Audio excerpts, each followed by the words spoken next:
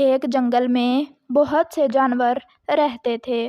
ان میں ایک زرافہ بھی تھا جو قد کاٹھ اور ڈیل ڈول میں ان سے بڑا تھا۔ ایک دن اچانک شیر نے اپنی خوراک بنانے کے لیے اس پر حملہ کرنا چاہا۔ زرافے کی گردن چونکہ بہت لمبی ہوتی ہے، اسے شہرگ سے نہیں پکڑا جا سکتا تھا، اسی لیے شیر نے اس پر پیچھے سے حملہ کر دیا۔ اس کی کھال بھی سخت تھی، جس کی وجہ سے اس کی کھال کو نقصان نہ پہنچا، بلکہ زرافے نے شیر کو زوردار ٹانگیں ماریں۔ ٹانگ سیدھی شیر کے سینے میں جا لگی اور وہ گر کر تڑپنے لگا۔ زرافے نے غصے میں اس پر اپنی ٹانگوں سے دوسرا حملہ کیا، جس سے شیر وہیں تڑپ تڑپ کر مر گیا۔ اب زرافہ غرور سے اکڑنے لگا کہ اس نے جنگل کے بادشاہ شیر کو اکیلے مار دیا ہے۔ دوسرے جانور اسے حقیر لگنے لگے تھے، وہ انہیں الٹے سیدھے ناموں سے پکارنے لگا۔ سب جانوروں پر زرافے کی دہشت طاری تھی۔ ایک دن سب جانور لومڑی کے پاس آئے اور اس سے زرافے کی شکایت کرتے ہوئے فریاد کی کہ وہ زرافے کی دہشت سے نجات حاصل کرنے کا کوئی طریقہ بتائے۔ اب تو دوسرے شیر بھی اس سے ڈرنے لگے تھے۔ زیبرے نے روتے ہوئے کہا، بی لومڑی، زرافہ مجھے لائنوں والا گدھا کہتا ہے۔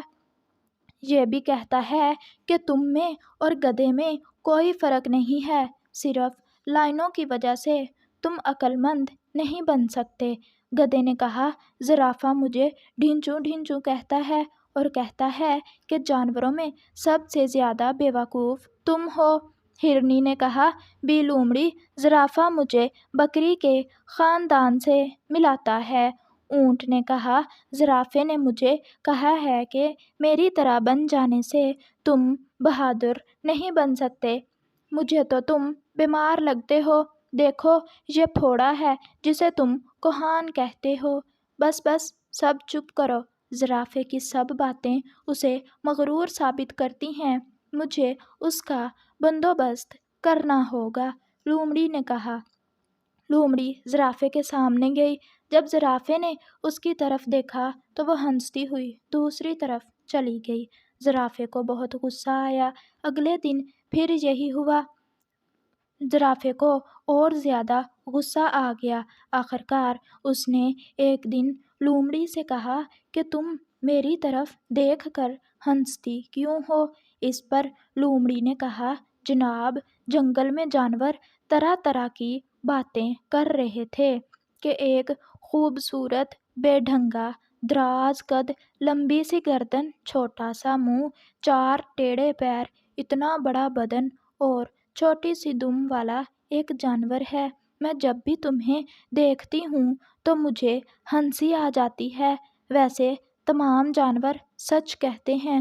ذرا ٹھہرو گے تم، میں اپنے بچوں کو لے آؤں، وہ بھی تمہیں دیکھ کر ہنس لیں گے۔ زرافے کو احساس ہوا کہ واقعی میں بہت خوبصورت ہوں، جو جنگل کے اتنے جانور مجھے دیکھ کر باتیں کرتے ہیں۔